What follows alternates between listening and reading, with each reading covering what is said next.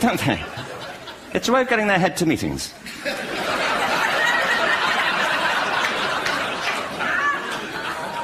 If you want real evidence of out-of-body experiences, by the way, get yourself along to a residential conference for senior academics and pop into the discotheque on the final night.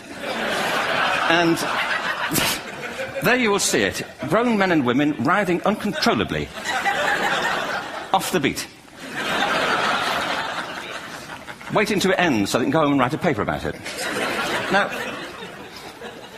our education system is predicated on the idea of academic ability. And there's a reason. The whole system was invented around the world. There were no public systems of education really before the 19th century. They all came into being to meet the needs of industrialism. So the hierarchy is rooted on two ideas. Number one, that the most useful subjects for work are at the top. So you were probably steered benignly away from things at school when you were a kid, things you liked, on the grounds you would never get a job doing that. Is that right? Don't do music, you're not going to be a musician. Don't do art, you won't be an artist. Benign advice, now profoundly mistaken. The whole world is engulfed in a revolution. And the second is academic ability, which has really come to dominate our view of intelligence because the universities designed the system in their image. If you think of it, the whole system of public education around the world is a protracted process of university entrance. And the consequence is that many highly talented, brilliant, creative people think they're not. Because the thing they were good at school wasn't valued or was actually stigmatized. And I think we can't afford to go on that way.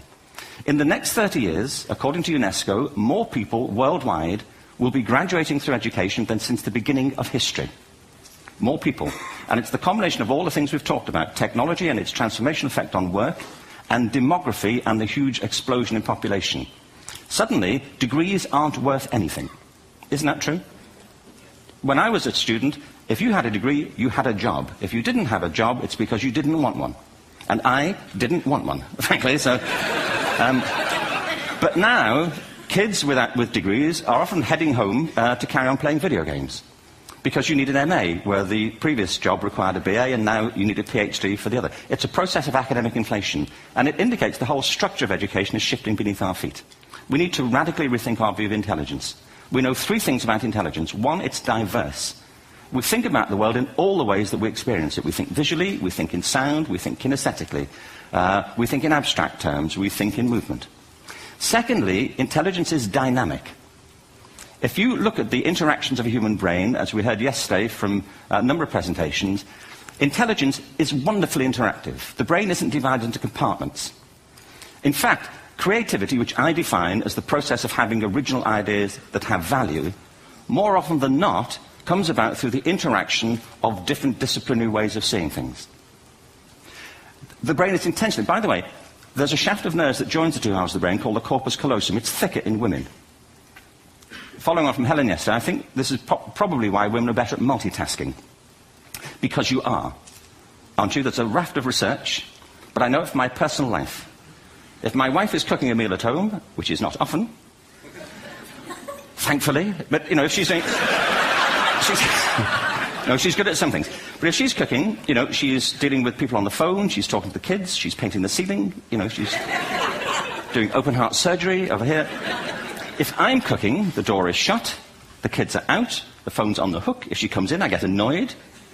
I say, Terry, please, I'm trying to fry an egg in here. You know,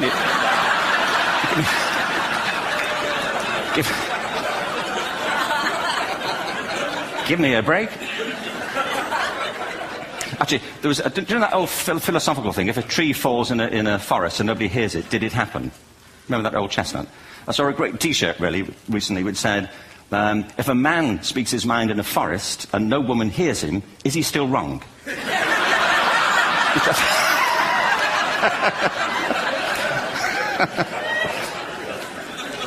And the third thing about intelligence is it's distinct. I'm doing a new book at the moment called Epiphany, which is based on a series of interviews with people about how they discovered their talent. I'm fascinated by how people got to be there. It's really prompted by a conversation I had with a wonderful woman who most people have never heard of. She's called Gillian Lynn. Have you heard of her? Some have. She's a choreographer, and everybody knows her work. She did Cats and Phantom of the Opera. She's wonderful. I used to be on the board of the Royal Ballet in England, as you can see. And anyway, Jill and I had lunch one day. I said, how'd you get to be a dancer? And she said it was interesting. When she was at school, she was really hopeless. And the school in the 30s wrote to her parents and said, we think Gillian has a learning disorder. She couldn't concentrate, she was fidgeting. I think now they'd say she had ADHD. Wouldn't you? But this was the 1930s, and ADHD hadn't been invented, at this point, so it wasn't an available condition. People weren't aware they could have that. Anyway, she went to see this specialist. So this oak-panelled room, and she was there with her mother, and she was led and sat on this chair at the end, and she sat on her hands for 20 minutes while this man talked to her mother about all the problems Gillian was having at school. And at the end of it, because she was disturbing people, their homework was always late and so on, little kid of 8, in the end, the doctor went and sat next to Gillian and said, Gillian, I've listened to all these things that your mother's told me. I need to speak to her privately. So he said, wait here, we'll be back. We won't be very long. And they went and left her. But as they went out the room, he turned on the radio that was sitting on his desk. And when they got out the room, he said to her mother, just stand and watch her. And the minute they left the room, she said she was on her feet, moving to the music. And they watched for a few minutes, and he turned to her mother, and he said, Mrs. Lynn, Gillian isn't sick, she's a dancer. Take her to a dance school. I said, what happened?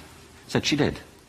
I can't tell you how wonderful it was. We walked in this room, and it was full of people like me. People who couldn't sit still.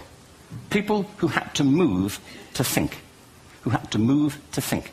They did ballet, they did tap, they did jazz, they did modern, they did contemporary. She was eventually auditioned for the Royal Ballet School.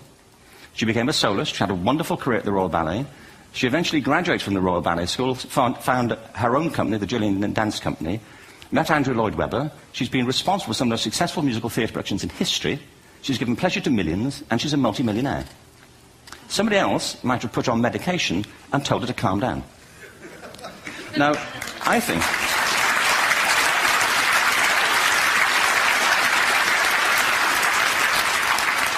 What I think it comes to is this. Al Gore spoke the other night about ecology and the revolution that was triggered by Rachel Carson. I believe our only hope for the future is to adopt a new conception of human ecology, one in which we start to reconstitute our conception of the richness of human capacity. Our education system has mined our minds in the way that we've strip-mined the earth for a particular commodity, and for the future it won't serve us. We have to rethink the fundamental principles on which we're educating our children. There was a wonderful quote by Jonas Salk, who said, if all the insects were to disappear from the earth, within 50 years, all life on earth would end. If all human beings disappeared from the earth, within 50 years, all forms of life would flourish. And he's right. What TED celebrates is the gift of the human imagination. We have to be careful now that we use this gift wisely and that we avert some of the scenarios that we've talked about. And the only way we'll do it is by seeing our creative capacities for the richness they are and seeing our children for the hope that they are. And our task is to educate their whole being so they can face this future. By the way, we may not see this future, but they will. And our job is to help them make something of it. Thank you very much. Bravo. Here, here. Good.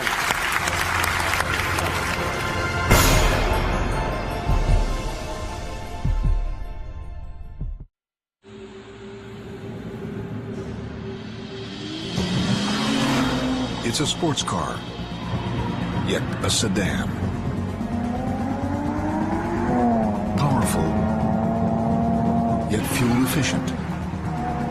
Modern, yet timeless. Introducing the new BMW 3 Series, our most advanced 3 yet.